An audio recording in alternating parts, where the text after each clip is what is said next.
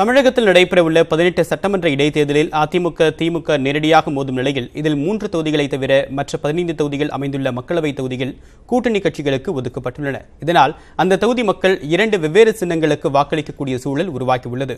இது குறித்த ஒரு தொகுப்பை பார்க்கலாம்.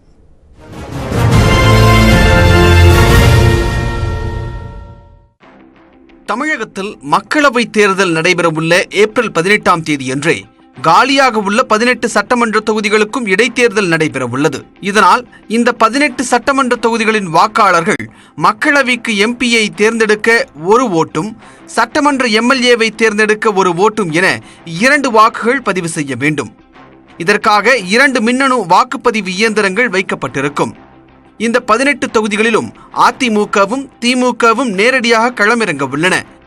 அதே சமயம் 18 தொகுதிகளில் 3 தொகுதிகள் தவிர மீதமுள்ள 15 தொகுதிகள் அமைந்துள்ள மக்களவை தொகுதிகள் கூட்டணி கட்சிகளுக்கு ஒதுக்கப்பட்டுள்ளதால் அந்த தொகுதி மக்கள் 2 வெவ்வேறு சின்னங்களுக்கு வாக்களிக்கும் சூழல் உருவாகியுள்ளது.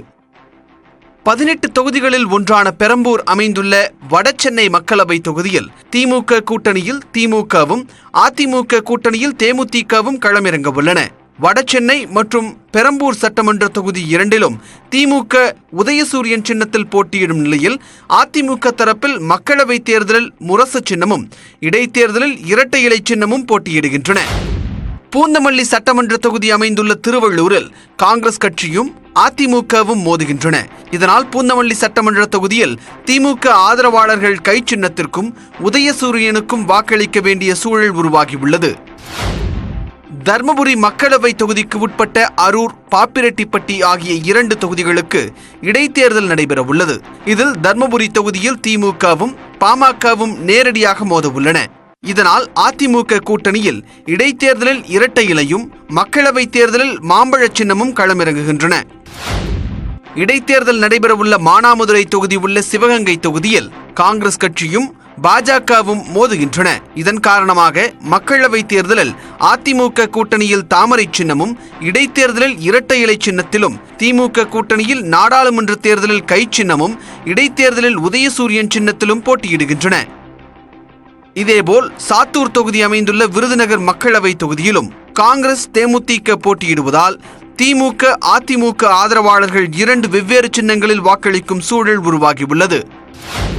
தூத்துக்குடி மக்களவை தொகுதியிலும் அந்த தொகுதிக்கு உட்பட்ட விளாத்திக்குளம் சட்டமன்ற தொகுதி இடைத்தேர்தலிலும் திமுகவின் உதயசூரியன் சின்னமே களமிறங்கும் நிலையில் அதிமுக கூட்டணியில் மக்களவை தொகுதியில் பாஜகவின் தாமரை சின்னமும், இடைத்தேர்தலில் அதிமுகவின் இரட்டை இலை சின்னமும் களம் காண்கின்றன.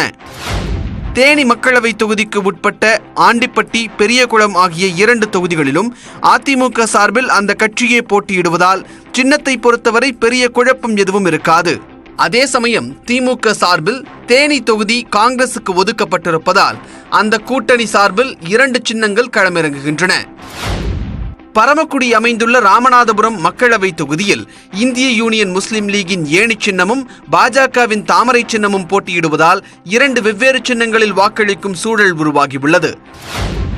அரக்கோணம் மக்களவை தொகுதிக்கு உட்பட்ட ஷோலிங்கர் இடைத்தேர்தலிலும் திமுக உதயசூரியன் சின்னத்தில் போட்டியிடும் நிலையில் அதிமுக தரப்பில் மக்களவை தேர்தலில் பாமகவின் மாம்பழம் சின்னமும், இடைத்தேர்தலில் இரட்டை இலை சின்னமும் போட்டியிடுகின்றன.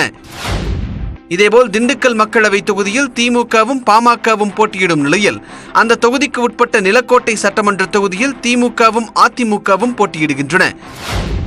கிருஷ்ணகிரி மக்களவை தொகுதியில் அதிமுக களம் காணுவதால் ஒசூர் இடைத்தேர்தலில் அந்த கூட்டணி சார்பில் சின்னம் குறித்த குழப்பம் இல்லை. அதே சமயம் கிருஷ்ணகிரியை காங்கிரசிற்கு திமுக ஒதுக்கியதால் மக்களவை தேர்தலில் கை சின்னமும், இடைத்தேர்தலில் உதயசூரியன் சின்னத்திலும் அந்த கூட்டணி போட்டியிடுகிறது.